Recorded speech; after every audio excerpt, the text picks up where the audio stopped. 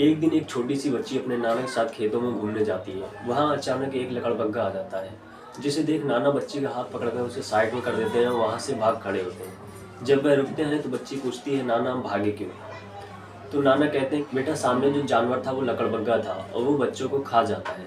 ये सुन बच्ची कहती है कि वो हमें क्या खाएगा, हम ही उसे खा जाएंगे। इतना कहने के बाद बच्ची अपने नाना की नज़रों से बचकर उस लकड़बग्गे के पीछे दौड़ पड़ती है। ग्रामीण देखते हैं कि एक छोटी सी बच्ची लकड़बग्गे के पीछे लाठी लेकर दौड़ रही है। लकड़बग्गा उस बच्ची को नुकसान न पहुंचा दे, इस वजह से वह उस बच्ची को पकड़ के उसके नाना को सौंप देते हैं। वही बच्ची आगे चलकर इतिहास रचती है और देश की राजनीति ही बदल देती है। सन 1997 में और सन 2002 में और सन 2007 में 3 बार उत्तर प्रदेश के मुख्यमंत्री पद को संभालते हुए एक दलित महिला के तौर पर सीएम की कुर्सी पर बैठी, जिसे देख लोगों ने लोकतंत्र का चमत्कार माना। तो जय हिंद दोस्तों, मैं इशरत अली और आप देख रहे हैं आसमां एक सच्चाई चैनल, जहां पे आपको दिखाई देती है एक से एक बढ़कर सच्ची कहानियां। तो आप अगर चैनल पर नए हैं तो चैनल को सब्सक्राइब कर लें। 15 जनवरी 1956 में दिल्ली में रहने वाले डाक्टर विभाग में क्लर्क प्रभुदास के घर में एक बेटी पैदा होती है, जिसका नाम मायावती रखा जाता है। मायावती अपने घर में तीसरी संतान थी। घर में लगातार 3 बेटियां होने से पिता प्रभुदास बहुत दुखी था। उसे अपना वंश बढ़ाने के लिए एक बेटा चाहिए था। और मायावती के जन्म के बाद प्रभुदास को उसके रिश्तेदारों ने उसकी पत्नी राम सेठी के खिलाफ भड़काना शुरू कर दिया। वे कहने लगे कि तुम्हारी पत्नी से लगातार 3 बेटियां हुई हैं, इससे बेटा नहीं होगा, और अगर तुम्हें अपना वंश आगे बढ़ाना है और बेटा चाहिए तो तुम्हें दूसरी शादी कर लेनी चाहिए। रिश्तेदारों की बात को प्रभुदास कुछ देर तक सोचता है और दूसरी शादी करने का निर्णय ले लेता है। लेकिन मायावती के दादा मंगल सेनी को जब ये बात पता चलती है तो वो बहुत नाराज होते हैं और प्रभुदास को बहुत डांटते हैं और दूसरी शादी करने से भी रोकते हैं। जिसके कुछ समय बाद मायावती अपनी मां के साथ अपने ननिहाल सिमरौली चली जाती हैं। गांव के ही पास काली नदी बहती थी। मायावती अपने नाना के साथ उस नदी के पास से जा रही थी कि वहां से एक लकड़बग्गा गुजरता है। तो नाना उस बच्ची का हाथ पकड़कर उस लकड़बग्गे से दूर ले आते हैं। तभी मायावती ने नाना से पूछा, नाना वह क्या था? नाना ने बताया, ये लकड़बग्गा था, इससे दूर रहना चाहिए, नहीं तो ये हमें खा जाता है। नाना ने ये बोलकर दूसरी तरफ देखा ही था कि मायावती ने बोला कि ये मुझे क्या खाएगा, मैं ही इसे खा जाऊंगी। और इतना कहकर नाना की नज़रों से बचकर वो लकड़बग्गे के पीछे दौड़ पड़ी। आगे कुछ गांव वालों ने मायावती को लकड़बग्गे के पीछे दौड़ता हुआ देखा तो उसे पकड़ लिया। आपको बता दें कि मायावती उस समय 5वीं कक्षा में थी। उसी दौरान उनकी माँ भी गर्भवती थी कि अचानक उनके पेट में दर्द होता है और उनको अस्पताल में भर्ती करा जाता है। तब मायावती को पहला भाई मिलता है, लेकिन जन्म के 2 दिन बाद बच्चे को पीलिया हो जाता है। उस समय मायावती के पिता घर पर नहीं थे, किसी काम से गाजियाबाद गए हुए थे और अस्पताल गांव से 6 किलोमीटर दूर था। हाल ये थे कि बच्चे की हालत बहुत ज़्यादा ख़राब थी, पिता घर पर नहीं थे और मायावती बहुत छोटी थी और माँ बिस्तर से उठने के लायक नहीं थी। मायावती उस समय 10 वर्ष की थी और उन्हें कुछ समझ में नहीं आया। मायावती ने अपने भाई को गोद में उठाया और उन्होंने बच्चे का अस्पताल में पैदा होने वाला कार्ड उठाया और एक बोतल में पानी भरकर बच्चे को लेकर निकल दी। रास्ते में कहीं भी बच्चा रोता तो मायावती उसके मुंह में पानी की कुछ बूंदें डाल देती और कभी इस कंधे पर और कभी उस कंधे पर अपने छोटे भाई को लेकर 6 किलोमीटर दूर अस्पताल पहुंची। डॉक्टर ने देखा कि 10 वर्ष की बच्ची एक छोटे से बच्चे को अपने कंधे पर लेकर पसीने से तरबतर खड़ी है। डॉक्टरों ने फौरन उस बच्चे का इलाज किया और इंजेक्शन लगाए। करीब 3 घंटे बाद उस बच्चे की तबीयत में आराम मिला।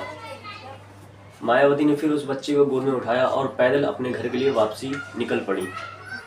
और जब घर पहुंची तब तक रात हो गई थी। रात के करीब 9:30 बज रहे थे। घर वाले भी काफ़ी परेशान थे। जिसके बाद मायावती के लगातार 6 भाई आए और उनके पिता प्रभुदास अपने 6 पुत्रों को लेकर फूलों नहीं समा रहे थे। पुत्रों के आने के पश्चात प्रभुदास का अपनी पुत्रियों के प्रति व्यवहार भी चेंज हो गया था और सभी भाई बहनों में मायावती पढ़ने में सबसे बेहतर थी।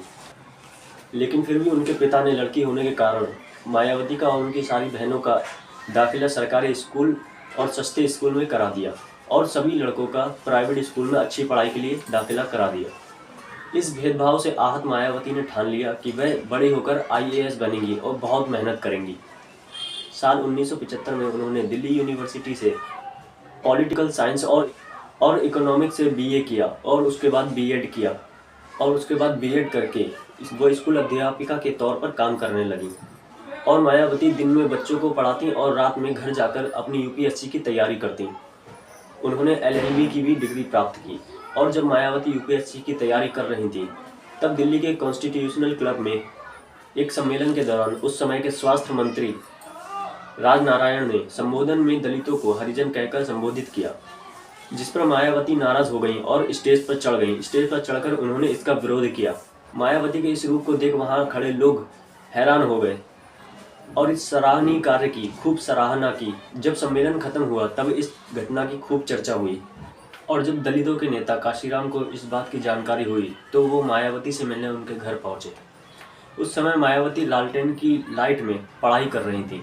काशीराम ने मायावती को देख उनसे कहा कि तुम क्या बनना चाहती हो।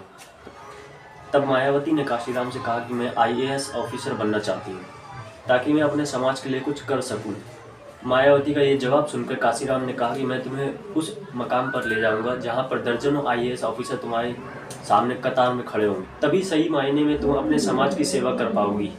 अब तुम खुद ही तय करो कि तुम्हें क्या बनना है। मायावती ने काशीराम की बातों पर विचार किया और वो आंदोलन से जुड़ने के लिए उनके साथ हो गई, लेकिन आगे बढ़ने के लिए चुनौतियों की शुरुआत उनके घर से ही शुरू हुई। उनके पिता नहीं चाहते थे कि वो राजनीति में जाएं, इसलिए उनके पिता प्रभुदास ने मायावती से कहा कि सब कुछ छोड़कर तो अपनी यूपीएससी की पढ़ाई पर ध्यान दो। लेकिन मायावती तय कर चुकी थी कि उन्हें क्या करना है। उन्होंने अपनी अध्यापिका की तौर पर इकट्ठा की कमाई को और अपने बैग में कपड़े भरे और अपना घर छोड़ दिया। उनके पास इतने पैसे नहीं थे कि वो किराए पर कमरा ले सके, इसलिए वह संगठन के कार्यालय में रहने लगी और सारा समय संगठन व काशीराम के साथ आंदोलनों में बिताने लगी। सन 1984 में जब बहुजन समाज पार्टी की स्थापना हुई और उसके बाद 1985 में बिजनौर और 1987 में हरिद्वार में उन्होंने चुनाव लड़ा, लेकिन वह वहां से भी हार गईं।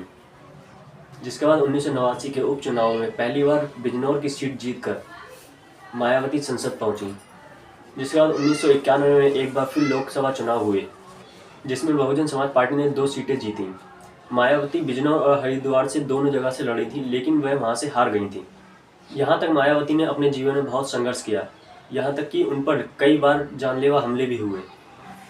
लेकिन इतना कुछ होने के बाद मायावती सियासत के सारे दांव पेच सीख चुकी थी और एक तेज तर्रार वक्ता भी बन चुकी थी और उनकी इस तेजी से लोकप्रियता भी बढ़ने लगी। साल 1993 में उन्होंने समाजवादी पार्टी के साथ मिलकर चुनाव लड़ा और सरकार बनाई और इसके बाद 3 अप्रैल 1994 को वह राज्यसभा पहुंच गई। उच्च सदन में बहुजन समाज पार्टी की वो पहली सांसद थी। साल 1995 में राज्यपाल ने मुलायम सिंह यादव को बाहर का रास्ता दिखा दिया और मायावती भाजपा के समर्थन के साथ उत्तर प्रदेश की मुख्यमंत्री बन गई। उत्तर प्रदेश की कुर्सी पर पहुंचने वाली वो देश की पहली दलित महिला थी। उस समय के प्रधानमंत्री पीवी नरसिम्हा राव ने इसे लोकतंत्र का चमत्कार कहा था। इसके बाद धीरे धीरे मायावती सियासत की मंझी हुई खिलाड़ी बन गई। संघर्ष हुआ, सियासी गुड़बाव हुआ, लेकिन मायावती अपनी जगह अडिग रही। मायावती ने प्रदेश के साथ देश में भी कई बदलाव किए और अपने समाज के लिए इतना कुछ किया कि वह अपने समाज के लिए मसीहा बन गई। और इसके बाद 1997, सन 2002 और सन 2007 में भी उन्होंने सीएम के तौर पर यूपी की कमान संभाली। इसी बीच सन 2003 में उन्हें बहुजन समाज पार्टी का राष्ट्रीय अध्यक्ष चुना गया। तब से लेकर आज तक वह बहुजन समाज पार्टी की सबसे बड़ी नेता है और यूपी के सियासत के बड़े चेहरों में से एक मानी जाती हैं, जिन्हें देश भर के लोग बहन जी कहते हैं। तो दोस्तों, ये थी पूर्व मुख्यमंत्री मायावती जी की कहानी। आपको ये कहानी कैसी लगी कमेंट करके बताइए और चैनल को सब्सक्राइब कर लीजिए। फिर मिलेंगे किसी और कहानी के साथ, तब तक के लिए जय हिंद।